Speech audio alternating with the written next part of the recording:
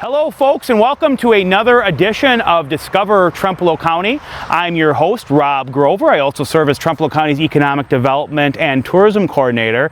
And today we're at a really awesome location here in Trempealeau County, the Joe Pietrek Jr. Memorial Park. It's one of our county parks owned here in Trempealeau County, graciously donated many years ago now by a local family. And we're joined by the park's director himself, the one, the only, Reed Lally. Yeah, thanks for coming out to the park today. Well, Rob. Reed, thanks for having me, man. And I should say, Reed and I are colleagues. We both work within the Department of Land Management. We're both really passionate about, outdoor recreation. And Reed, you've done an incredible job with this park. So, yeah, first of all, Reed, just tell us a little bit just about yourself. What's some of the work you do out here at the park? Sure, you bet. Well, I'm the Parks and Environmental Specialist for the Department of Land Management in Trempealeau County. I manage Pietrek Park. We got a number of different projects going on out here right now. It's a lot of people are wanting to come out and see what's happening. We've got everywhere from a new prairie establishment going on to some boardwalks down in our trail system, and some big future plans hopefully in the works. So that's really exciting right now. Yeah, you guys have done a lot of work at the park here. Okay, so where are we located? You can hear by the cars and the trucks going by. We're right off Highway 93, basically in between Arcadia and Independence, correct? That's correct, yes. Okay, so pretty accessible. Mm-hmm. Yeah, and what? So how many acres do we have here at Pietrek? We have about 100 acres, about 29 campsites that are used kind of regularly. Otherwise, we have some overflow here, and obviously with this next week coming up with Ashley for the Arts, we have up to, I think, 68 campsites, which is total out here. That includes the overflow. So that's, people can come out here and stay where they'd like and just enjoy themselves. Mm-hmm. And as you can see, picnicking, group camping, that sort of thing. That's correct. All sorts of activities out here, the trails, everything else. You bet. People can rent the shelter reservations, and we've got nice bathroom and shower facilities as well, so people can stay comfortable when they're here. Cool. And of course, we're going to check out all these things as we walk around. We should mention, you see this bright yellow sign here. It looks like the 50th anniversary of Pietrek Park is coming up next year. It is. It is. We're excited about that. We're going to be planning some fun things. Hopefully have some new projects installed at the park, and hopefully have a good showing. So, okay, 50th anniversary. Talk to us a little bit about the history of the park. And again, we're right off the highway, so you hear the cars there. But actually, as you get into the park, you don't hear that as much. No, just so people know they're going to visit. Right. But yeah, give us just a little bit of the history of the park. Again, it was donated by a family. Some of that. Yeah, you bet. There's Joe Pietrek Jr. was a gentleman who tragically passed away in a car accident. I believe it was in the 70s at one point, 1972, 75. I'd have to look closer once we get in. And he had a passion for wildlife and youth education in the outdoors. So his family decided to donate their family property as a place for scouts and youth groups and 4-H and that type of youth classes, those types of organizations to come out here and learn about the outdoors and wildlife and fishing and camping and just being good stewards of the land. So that's kind of the main focal point of the park is geared towards youth and youth education, outdoor education.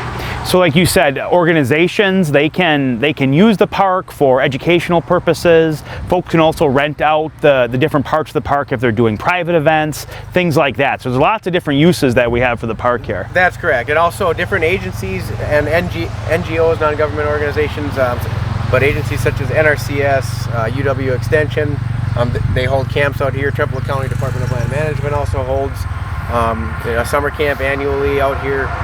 So it's a great place to get the youth out in the summertime and just educate them on the outdoors. Exactly. Well, Reed, why don't we walk around a little bit, check out all the cool stuff that Pietrek Park has packed into it. So, absolutely, you bet. All right, let's do it.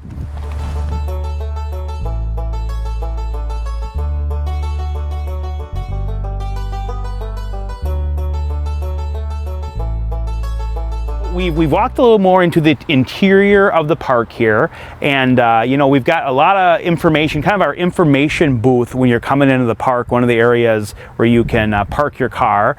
Guys, let's talk a little bit about the amenities of the park. So obviously we've got camping. How many campsites are there again? Well, we have 19 electric and water sites. Then we have an additional 7 sites with electricity, and then we've got that additional 50 overflow sites where they're just rustic camping. So in terms of pricing, like how does it work out if someone wants to camp here? Are there daily rates, weekly rates? I imagine it varies between, if you have an electric one, if you don't, all that. Sure, you bet. For the electric and water sites, it's $25 a night. For just electric sites, it's $20, and then rustic is $15. And we do have weekly and monthly rates, and people are encouraged just to call the office if they're interested in those rates. But majority of the time, people are here on weekends and paying that daily rate. Awesome. Oh, so Reed, right here we've got, it talks a little bit more about Joe Pietrek Jr., which is really cool, some of the regulations here, and then some maps of some of the trails. I know you've done, and we're going to look at these after a bit, you've done some really extensive work in the 2 years you've been in this position, really trying to up our game, having better trails available to folks when they visit the park. Yeah, you bet. Down in the trail system, obviously it's in river floodplain. There's years where it gets really wet, and there's years where it's quite dry, like it is this year. Well, in the years where it's wet, basically a lot of these trails are inaccessible. Even if you have knee-high rubber boots on, you're going to still be getting wet. So we installed some boardwalks. So right now there's 4 of them down in there, and we'll definitely have to go take a look at those later on. But they kind of span over some of our wet areas. Still have a few other areas to install them, but it's coming along down there, and it makes for a really nice place. You can stay dry when you're in those wet seasons, and just enjoy our 4 or 5 different trails we have down on the river bottom. That's awesome. And obviously there is all sorts of wildlife that you'll find here at Pietrek Park. You got some of the animals there. You spend a lot of time in the park, you and the park staff. I don't know, what kind of animals have you seen? If people are walking around the park, what can they expect? I'm sure it changes throughout the year with what kind of wildlife you might find. Like what will people find? And if someone wants to come and do birding, let's say, is it a good place for that? Absolutely it is. Depending on the time of year, like you said, the staples are the wood duck, the turtle, and the deer. You see those all the time going down there. But, we do have cameras out here at the park, trail cameras. And, we can see coyotes on there. You see bobcats on there, various different, herons, other types of waterfowl.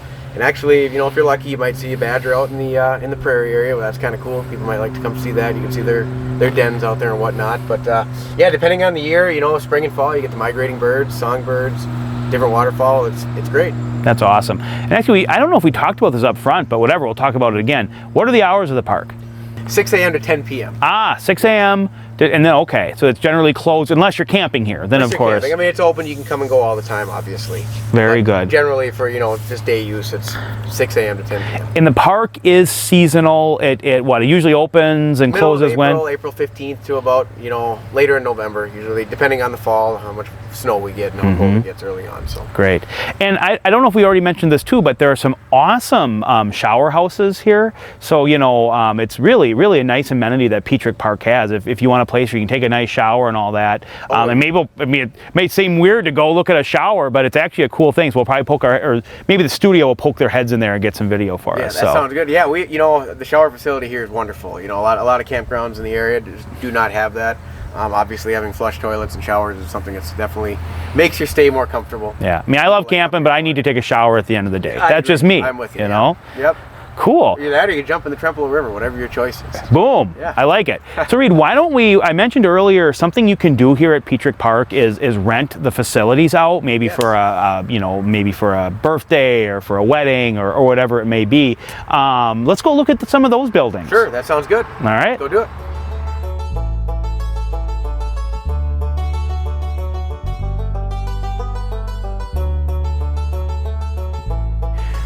All right, so we did a little stop here. Reed, this is a great example of so much of this park has come from volunteer efforts and also people over the years that got passionate about it and made things happen. So this little stand here at the bell, dedicated to Ray Shanklin. He was the 4-H agent for Trempealeau County for 27 years. So it's really neat when you come to this park.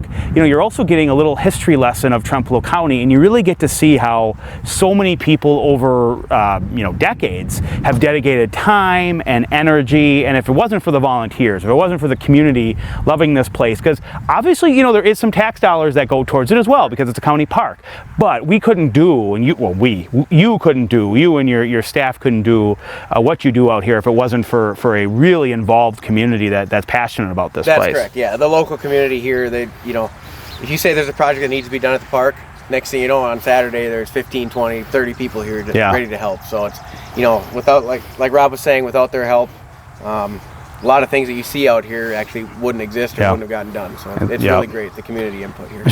Should we test the bell? Let's Is it try it actually, out, let's yeah. see.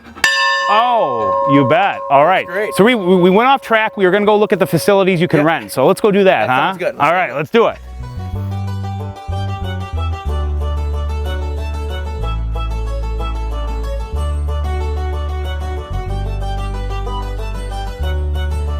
Okay, so now Reed, we're in one of the buildings you can rent here at Pietrek Park, the Donald Kloss shelter.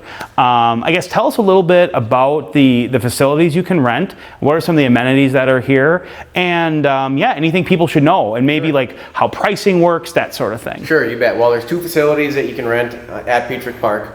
One is obviously where we're in right now, the Kloss shelter, and then we have the lower shelter more to the south. This one's a little bit newer, and it's got more of a divided kitchen / eating area in here. I wouldn't say a whole lot bigger, but a little more, a little more lighted and, inviting per se. But the lower shelter also, is great in itself. Its square footage is just as big. It's just, it's kind of farther away from the bathrooms and whatnot, so people kind of like to prefer to be up more closer to the facilities here with this one. As far as, what can be held in here, you see graduation parties in here, you see wedding receptions in here. Quinceaneras, all that stuff. Yeah, exactly. Yeah. You see birthday parties, any type of social gathering that people want to have, they call up and reserve these shelters, and you can just call the courthouse, and we'll take you down, and there's a security deposit for each one, and then a fee, and everything gets cleaned up nice. You get your security deposit back at the end, and you can use all the facilities that are here, and it's just great. Because in the Kloss shelter here, where we're at, like you said, there's kind of 2 different rooms. There's a really nice kind of kitchen area on the other side of this. So if you're setting up for your party or whatever, that can kind of be your workstation, and then the party can be out here. But what's also nice is you can see from the doors, and the one at the end opens up as well, of course. You can have you can have people in here, but they also can be hanging out in the grass and all that sort of thing. Right, yeah. And people actually ask all the time, can we put large tents outside in the yard because our party's a little bit too big for in here, and we see that often, and people have brought in some music, that type of thing, and set it up outside and whatnot. So it's it works out well. Well, what's cool is right outside the door here, there's like a little playground area, and right outside the door here, you've got some frisbee golf going on and that sort of thing. So it's really for any age, for families, whatever. It's the perfect place to have an event. It is. It is. We got everything for everybody of all ages here.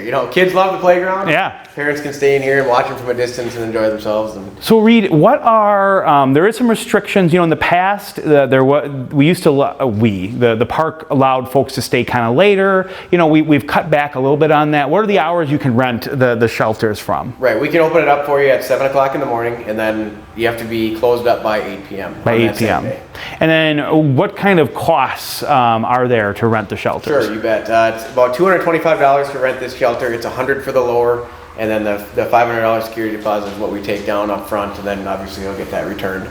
So do they, and I forget what they decide, are they still offering a discount if the Parks Director and the Economic Development and Tourism Director get invited to the party as well? You bet, maybe half price, I'm thinking. Yeah. Just kidding, that's not true, sorry. No, I wish we could add that in, but...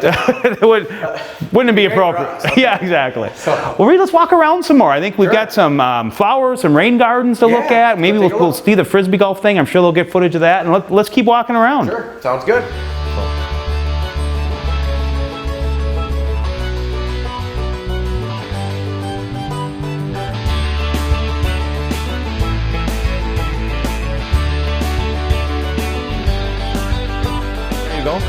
So Reed, we're here now at, there's 2 different rain gardens here at Pietrek Park, which are just gorgeous. They're in such awesome bloom right now. Talk a little bit about this project. This is one of the newer, I'd say, landscaping projects out here at the park. And it's a great example of how volunteers really drive a lot of the improvements here at Pietrek. Sure, you bet. I think we had probably 15, 20 people come out to install these rain gardens, and how these rain gardens are set up is you see this a lot in city settings or in flood control areas of, more in cities because of impervious surfaces. So what happens is you have the gutters coming off the building, So all the rain that hits the footprint of that building comes into these gutters and it funnels into this rain garden. And these are more water-loving plants in here. Wow. So this was a project 2 years ago that we put in, and these were just tiny little plugs, spaced about 20 inches apart. And you can see over about 2 years how it just kind of took over the whole garden. And it's awesome. I remember that day because I was out here with you and a whole bunch of us planting that, and it's just insane to see how it's grown up. It is just gorgeous. How many different varieties of wildflowers do you think are out here? There's 9 in here right now, but we have a couple that have actually moved in and out. Some of them are good, some of them are bad, but the main 9 that you see are the ones on this this board right here. This kind of gives you a little overall description of how the root systems are so important in native plant communities, and people really enjoy looking at the flowers and kind of learning a little bit at the same time. You bet. And Reed, so these are all natives, and I think if I recall, we worked, or I say we, you really did the work. You guys worked with a local florist, or not florist, a local wildflower person. I'm sorry, what's the word there? A grower of wildflowers. Yeah, that's okay. Company out. But it was a company out of Trempealeau. Out of Trempealeau, exactly. Yeah, and they grow in their nursery wildflowers, and so it just was really cool how you were able to use someone from Trempealeau County as well to do that. Oh, it was great. They came up and they supplied the plugs and gave us kind of direction on how to dig out these areas and what to use for the substrate and the base and everything, and then how to plant them and put them together and what kind of maintenance was going to be done, and they were very helpful and informative. It was great. Well, Reed, and this is a great example. I know we've talked before in the office how you've got a great staff that help keep these things looking beautiful, but sometimes you are looking for volunteers, people with some knowledge about wildflowers to maybe help come out and weed and that sort of thing. I mean, are you looking for volunteers for different projects like that? Absolutely. Anywhere at the park, there's a lot of maintenance to be done that we can't possibly keep up on all of it, every little nitpicky thing. So, that's the perfect example. Just weeding around the edges here and things that shouldn't be in the garden. We're always welcome to having volunteers come out. And if people wanted to reach out to me or anybody at the department and ask, they can get them in touch with me, and we'll set you up out here at any project. So, Reed, I love all the flowers here. It's incredible, the diversity. This is probably my favorite flower. What are we looking at here? Well, this one here, actually, Rob, this is a horsetail. Oh. No, and this one actually isn't supposed to be in here. Oh, well. Yeah. There you go. Well, very good. One of the ones that kind of moves in and comes up with early successional stages, and it's obviously an annual the way it pulls out so easily, but that's a perfect example. You can have people come out and people can pull weeds and things that shouldn't be in the native setting here. So. That's awesome. Very cool. Well, Reed, let's keep walking around. Perfect. Sounds good.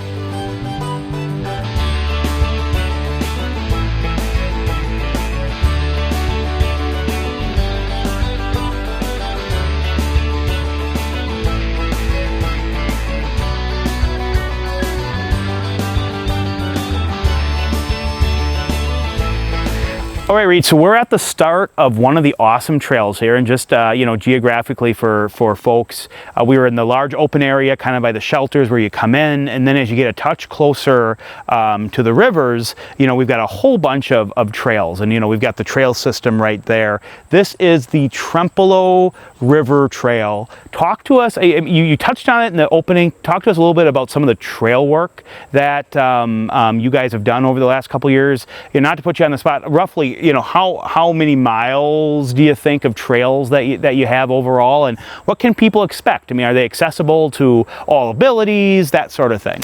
Well, sure, Rob. We have 3 of these signs because we have 3 at each of the 3 entrances to the trail system. As far as the actual length of the trails, I'm not going to be... I don't. Shouldn't put you on the spot. Yeah. But I'll have to measure that. But here's the boardwalks that we had touched on earlier. There's 4 boardwalks set out right now. We're still in the process of putting in ramps. And then we can use our mowing equipment to get up and over the ramps, which also makes them handicap accessible. Mm-hmm. And like I said earlier, they go over like kind of the wetter areas down here during the seasons where this is flooding down here, and it allows us to still access the trail system and stay dry. And this is where you're going to see a lot of your wildlife out here at the park too, like we touched on earlier. There's a lot of oxbow lakes down in here, which are... What's an oxbow lake? They're old lakes. It's where the river actually used to run. So, the river naturally moves along its floodplain. And when it breaks through a certain bank, it'll leave behind what's called an oxbow lake, or a bend where it used to be. And those are actually great wildlife habitat, settings for any aquatic type wildlife, waterfowl, amphibians, that kind of thing. So, you know, I've walked these trails many times. A lot of the time they're dry, but because it is swampy area down there, it can be kind of wet. So if someone's coming here, probably, you know, put on a good pair of shoes, Sure, probably have a good, you know, I mean, some days you can get away with wearing your sandals, but you probably want a little bit better of a pair of shoes coming through here. Yeah, I would for sure, you know, because you know, after a rain, the water tends to stay there longer. I'd definitely bring some rubber boots. And it's interesting, Reed, and we'll walk across this. I'm going to test your work and see how this is. You know, we're going to see how it goes. But the boardwalk that you put in here, it's an interesting system. It's like you were showing it to us once, how it sinks right in and it kind of latches on and yeah, there's a upside down, it almost forms like a suction. And yeah. Once it's in place, it's really tough to move. So any type of flooding we have down here, in theory, it should stay. It's designed for flood areas that tend to flood, right? That's right, and it is adjustable. That's why you see the vertical posts there. So if certain areas settle over winter time or something like that, you know, or maybe something does flood and move something around, we can adjust the height to level it back out again. So, and I think if I recall one of the Rod and Gun clubs and other volunteers, you know, they did a lot of work helping install these. They did. You know, if you see the old pictures of these, you know, we're walking through knee-deep water, hauling these panels. It takes about four individuals to move one panel around, especially in the, you know, mud and water. And we had a great showing. People came out and they helped lay the decking down and connect everything, and it was just a great time. And it was actually the elk Rod and Gun, which are our neighbors to the north. So very good. Well, Reed, let's test out your trail here. Take a little walk down. Sure, you bet. All right.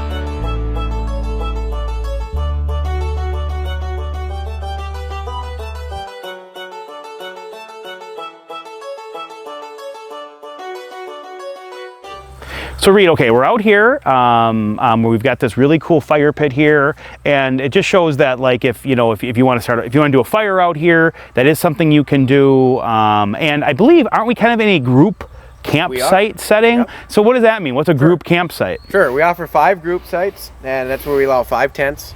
It's the same as any other rustic site, although they're bigger sites and they're kind of set up where you'd like around here.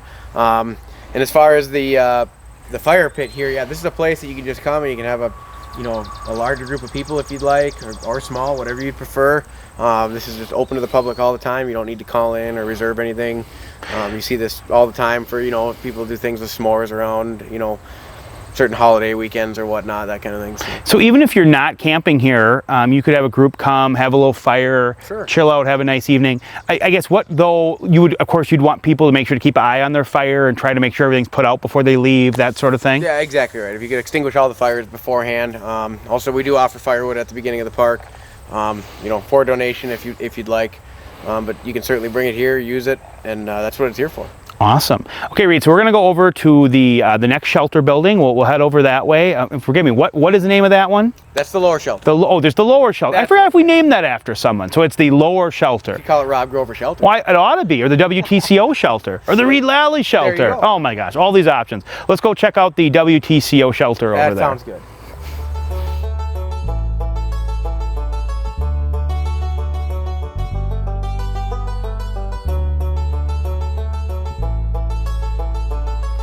All right, Reed, so one of the awesome aspects of Pietrek Park is that it is the Trempealeau River goes right through it. So you're right on the Trempealeau River. You have great accessibility. And I think you were saying we are at one of the canoe spots where you could canoe off of. Yeah, you bet. The Trempealeau River cuts right through from north to south through the property. It's about a half-mile of river frontage on 2 sides. And yeah, right now we're sitting at a place where people take their kayaks and canoes in and out. And there's a landing up the crossroad, probably 3-4 miles by the Crow. A lot of people like to put in there, drift down, a couple hours, and then take it out here. Or a lot of people like to put in here and go all the way down to Arcadia and take out there. So a lot of canoeing, kayaking and float tubes that you see people doing. And you were saying that there's some plans to kind of, you know, upgrade this launch site? There is, yes. Obviously right now you have more of just a, you know, kind of a dirt or kind of area that's been worn down from people just putting their canoes and kayaks in and out here, but we're thinking of, you know, maybe digging this out a little bit, making it nice and putting in an actual canoe landing. Oh, that'd be really great. Yeah. You know, that just seems to be a growing piece of outdoor recreation. People want to be out on the water. For sure, for sure. And they, you know, having these checkpoints along the way, you know, people can do a 2-hour float, maybe a half a day float, or even a full day. So having more of these throughout the river would be great. And you can fish out here, Reed? You can. I don't know what you're going to catch. I was going to say, what would you catch? What's, I mean, you know. Depending on time of year, I hear there's some trout in here, but they're more or less closer to the feeder streams coming in. But, you know, the farther downstream you get, you know, I hear there's panfish, bass, northern, that kind of thing. And as you said, this goes through the park, and at the other side is also Pietrek Park. That's correct. But there really is no development over there because it's pretty hard to access. But if you wanted to kayak over there and explore it a little bit, you could. You certainly can, yep. There's about 35 acres over there, and as you said, there's no trails or anything, but it's just lowland river floodplain. You can go over there and check it out. Awesome. And I'm sure the guys will get some shots of it, but kind of this whole area out here is just gorgeous. There's like a big grove of oak trees and lots of shade. It's like an and oak savanna down here. A lot of people like to come down here and tent camp. It stays cool, and you're close to the riverfront here. It's really nice. Awesome. Well, let's keep exploring, Reed. All right, sounds good.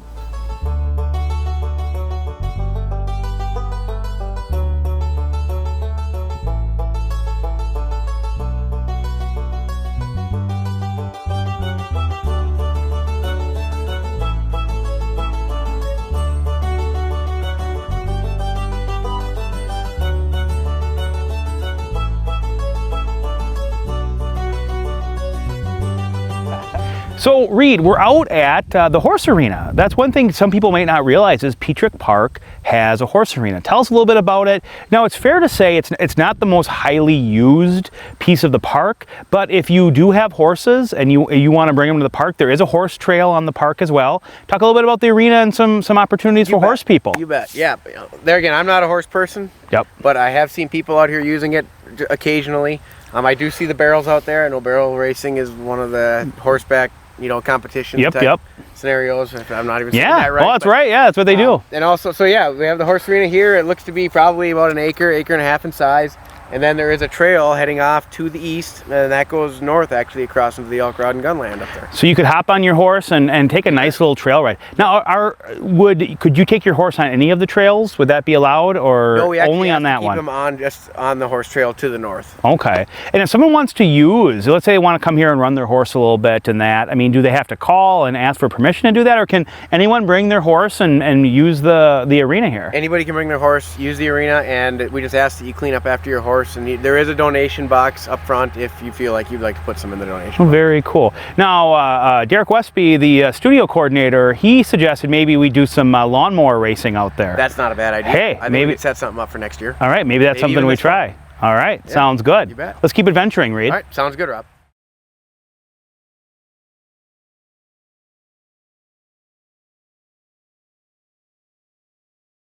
So Reed, we're on this really beautiful dock here that overlooks the Trempealeau River. I think you called this Lover's Point because it'd be a great place to get married. Is that what you called it?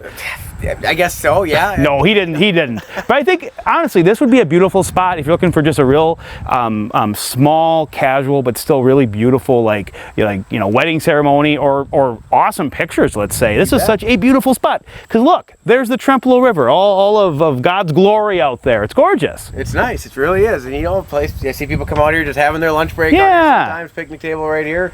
It is a nice spot. So how long? This has been here a long time, obviously. It's rustic and right. Yeah, but it's a beautiful spot to just kind of to see out all over. So. It is, and you know what? This is also an example of some of the groups that come out and they maintain. Like I know there's some interest in some of the youth groups to come out and restain decks like this, and these are some of the projects out here that the volunteers are really valued, and they do a good job out here. Yeah. So Reed, we've been all around the park. We've seen so many different things. We've seen so many different facilities that are here, and trail opportunities, and the horse arena, and just some really cool stuff. I guess, is there anything you want to leave folks with about Pietrek Park? You know, how can they learn more information about the park? If they want to reserve a campsite out here, if they'd want to reserve one of the shelters, that sort of thing. How can they learn more? How can they get in contact with the park? Sure. You can go to the website. That's on the Trempealeau County website. Go to the Pietrek Park tab.